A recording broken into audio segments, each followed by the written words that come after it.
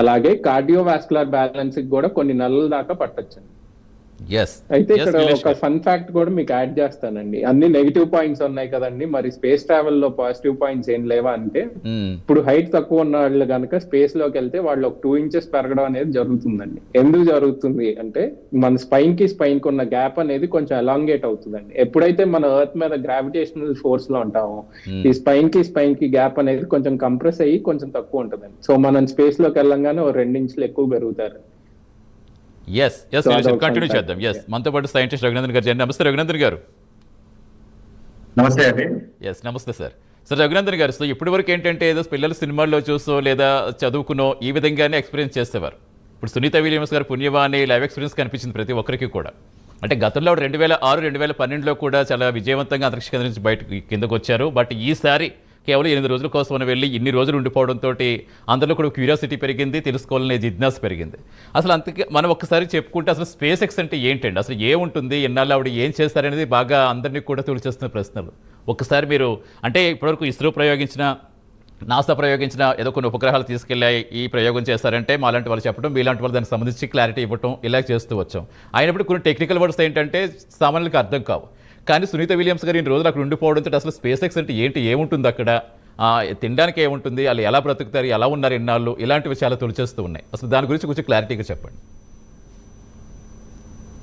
అవునండి, ముందుగా డాక్టర్ గారు చెప్పిన పాయింట్ నుంచి కోర్స్ మనము అంతరిక్షంలోకి వెళ్తే మీ పొడుగు అంటే మీ యొక్క ఇది పెరుగుతుంది, కానీ మళ్ళీ మీరు ఎటు తిరిగి వస్తే మళ్ళీ అది ఆ హైట్ తగ్గిపోతుందండి. అంటే డాక్టర్ గారు to give the clarity of that. పెరిగింది కదా అని సంతోషపడడానికి లేదు, మళ్ళీ తిరిగి వచ్చిన తర్వాత ఆ బోన్స్ అడ్జస్ట్ అయిపోయి మళ్ళీ హైట్ తగ్గుతుంది.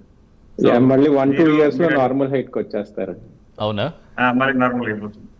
అంటే చాలా మంది హైట్ తక్కువ వాళ్ళు అరే ఇంటర్నేషనల్ స్పేస్ స్టేషన్ వెళ్ళిపోయి మళ్ళీ తిరిగి వస్తే హైట్ పెరిగిపోతుంది కదా, ఇదో మంచి అవకాశం అని అనుకోవచ్చు. సరే, ఇది ఫన్ ఫ్యాక్ట్ పక్కకు పెడితే ఎస్ అంటే మీరు అడిగిన ప్రశ్న ప్రకారం చూస్తే ఎస్, ఇది బేసికల్ గా international space station. International space station అనేది కొన్ని దేశాలు కలిసి గత 2 దశాబ్దాలుగా వాళ్ళు దాన్ని నిర్మిస్తా ఉంటారు. అయితే అది భూమి నుంచి 400 kilometer దూరంలో ఉంటుంది. అయితే 400 kilometer దూరంలో ఉంటుంది. దాని యొక్క విస్తీర్ణం మనం చూసుకుంటే అది ఒక ఫుట్బాల్ ఫీల్డ్ అంత పెద్దగా ఉంటుంది. సో అది యాక్చువల్ గా దాని అంచెలంచెలుగా స్టేజెస్ లో కట్టారనమాట. దాంట్లో ఎన్నో మోడ్యూల్స్ ఉంటాయి. సో ఇది ఏం చేస్తుంది అంటే భూమి నుంచి 400 kilometer దూరంలో ఉండి ప్రతి 90 నిమిషాలకు ఒకసారి భూమిని చుట్టూ తిరుగుతూ ఉంటుంది అనమాట. అంటే అంత వేగంతో ప్రతి 90 నిమిషాలకు ఒకసారి ఒకవేళ తిరగకపోతే అది భూమి వాతావరణంలోకి వచ్చి మండిపోయే పరిస్థితి ఉంటుంది. సో ఇది మనం చూసుకుంటే ఇది ఎలా అర్థం చేసుకోవాలి అంటే గంటకి 28,500 kilometers గంటకి. ఆ వేగంతోనే అది తిరుగుతూనే ఉంటుంది ప్రతి 90 నిమిషాలకు. సింపుల్ గా చెప్పాలంటే 8 km/s. ఓకే.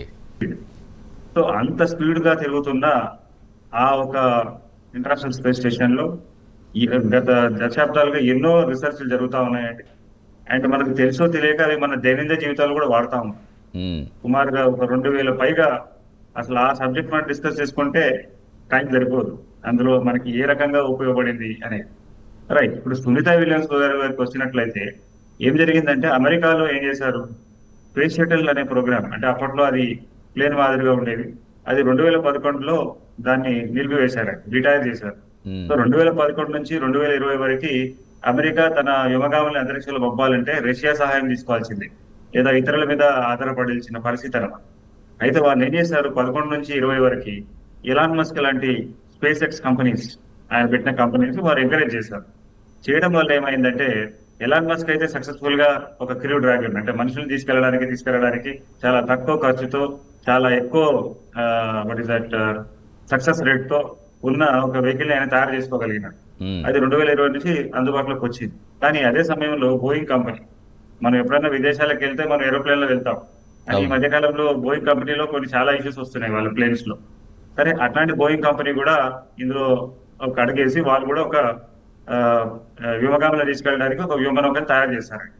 దాన్ని స్టార్ లైనర్ అంటారు. అయితే స్టార్ లైనర్ ఏమో బోయింగ్ కంపెనీ అయితే, క్రూ డ్రాగన్ అనేదేమో ఈ యొక్క స్పేస్ ఎక్స్ కంపెనీ. అయితే స్టార్ లైనర్ ఎలా నిర్మించబడింది అంటే అది తిరుగు ప్రయాణం చేసిన తర్వాత అది ల్యాండ్ మీద చేయగలుగుతుంది. వెరాజ్ క్రూ డ్రాగన్ ఏంటంటే అది సముద్రంలోనే దిగుతుంది.